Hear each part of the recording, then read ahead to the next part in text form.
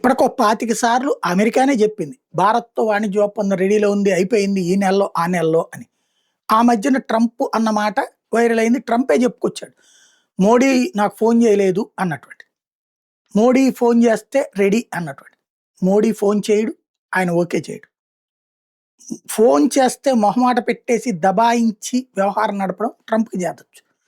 అతని వ్యవహార శైలిని గ్రహించి ఫోన్ చేయకపోవడం మోడీ చేస్తున్న పని. ఏదైనా ఇంపార్టెంట్ ఇష్యూ ఉన్నప్పుడు ఆ టాపిక్ వరకు మాట్లాడి కట్ చేసేస్తాడు మోడీ.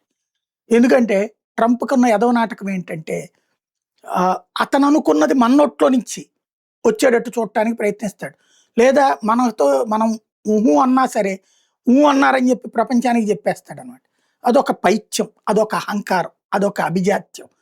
ఇప్పుడు అమెరికాకి సంబంధించి అమెరికా, భారత్‌ల మధ్య స్వేచ్ఛా వాణిజ్య ఒప్పందం ఎందుకు ఆగిపోయింది? యూరోపియన్ యూనియన్ నడుస్తుంది.